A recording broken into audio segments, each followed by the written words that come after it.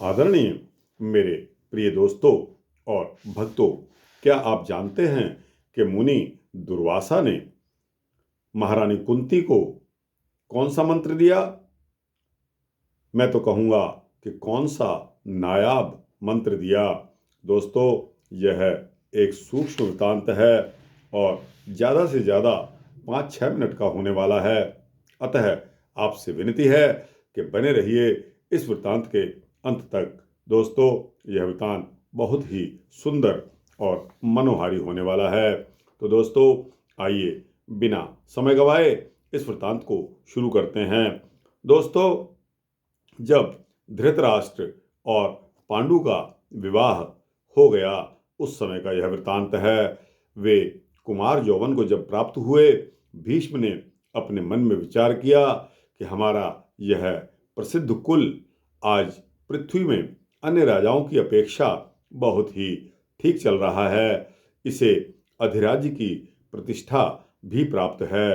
अब सब प्रकार से फलते फूलते हुए इस परिवार के इन युवा कुमारों का विवाह और संबंध तय कर देना चाहिए, क्योंकि ये कुल के तंतु हैं। भली प्रकार अपने मन में यह विचार करते हुए और विदुर से परामर्श करके भीष्म ने धृतराष्ट्र का विवाह गंधार देश के राजा सुबल की पुत्री गंधारी से कर दिया। दोस्तों, गांधारी के पिता का नाम सुबल था। धर्मचारिणी गांधारी ने जब यह सुन लिया कि धृतराष्ट्र नेत्रहीन हैं, तभी से उसने पतिव्रत धर्म का संकल्प लेकर अपने नेत्रों पर पट्टी बांध ली। दोस्तों, उसने यह निश्चय भी कर लिया कि वे भोग या सुख के अनुभव में किसी भी प्रकार अपने पति धृतराष्ट्र से आगे नहीं जाएंगी। गांधार राज का पुत्र शकुनी अपनी बहन के साथ बहुत सा साजो सामान लेकर हस्तिनापुर आया और विधि विधान से उसे कौरवों को सौंपकर भीष्म से पूजित हो अपने नगर को वापस लौट गया। इसी प्रकार दोस्तों, दूसरे कुमार पांडु का विवाह यदुवंश में उत्पन्न शूर की पुत्री और वासुदेव की बहन पृथा से हुआ। पृथा जो शूर की पुत्री थी और वासुदेव की बहन थी। दोस्तों, आपको पता होना चाहिए कि वासुदेव भगवान श्री कृष्ण के पिता और श्री कृष्ण की माता देवकी थी। उन्हीं वासुदेव की बहन पृथा से पांडु का विवाह हुआ। शूर ने पृथा को अपने फुफेरे भाई कुंती भोज को, जिसके कोई भी संतान ना थी, गोद में दे दिया। पिता कुंती भोज के घर में कुंती ने दुर्वासा नाम के ऋषि को प्रसन्न किया। दोस्तों, मुनि दुर्वासा ने एक मंत्र देकर कुंती से कहा कि इस मंत्र से तुम जिस भी देव का आवाहन करोगी, उसकी कृपा से तुम्हें पुत्र उत्पन्न हो जाएगा। कुंती ने कौतूहलवश अपने कुंवारे होते ही सूर्य को बुला लिया। दोस्तों, मंत्र की परीक्षा करने मात्र से दोस्तों उसके संयोग से कुंती के गर्भ में कर्ण का जन्म हुआ। दोस्तों, कर्ण का जन्म किस प्रकार हुआ, आपके इस प्रश्न का उत्तर इसमें आ जाता है। अपने संबंधियों से डरकर कुंती ने अपने पुत्र को छुपाने के लिए जल के समीप डाल दिया। एक सूत ने उस शिशु को देखकर उठा लिया और अपनी पत्नी राधा को उसको पालने के लिए दे दिया। दोनों ने उस बालक का नाम वसुसेन रखा। दोस्तों, उस बालक जो कि उनको मिला था पानी के किनारे, उसका नाम उन्होंने वसुसेन रख दिया।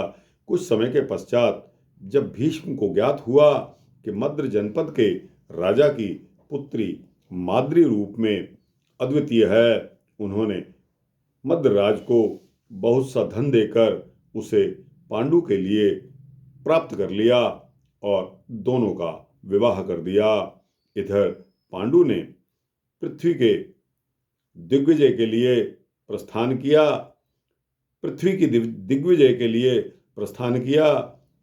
दशार्ण, मगध, विदेह, काशी, सुह और पुंड्र देशों के राजा पांडु रूपी अग्नि में भस्म हो गए। अधिराज्य प्रणाली के अनुसार उन्होंने कुरुक्षेत्र के राजा को कर देना स्वीकार कर लिया और धृतराष्ट्र की अनुज्ञा से पांडु ने वह धन भीष्म और सत्यवती के सामने लाकर रख दिया और उनकी अनुमति से धृतराष्ट्र ने अनेक अश्वमेध यज्ञ किए। उसके अनंतर पांडु मृगया के लिए हिमालय के दक्षिण पार्श्व में फैले हुए रम्यशाल वन में चले गए और कुंती तथा माद्री के साथ वहीं विहार करने लगे। समय बीतने के साथ साथ गांधारी से 100 पुत्रों का और एक वेश्य स्त्री से एक पुत्र का जन्म हुआ। इस प्रकार धृतराष्ट्र के 101 पुत्र हुए। दोस्तों, यह मैं पुनः आपके समक्ष यह रिपीट कर रहा हूँ कि समय बीतने पर गांधारी से 100 पुत्रों के साथ जिनका नाम के कौरव रखा गया और एक वैश्य स्त्री से एक पुत्र का जन्म हुआ। इस प्रकार धृतराष्ट्र के 101 पुत्र हुए।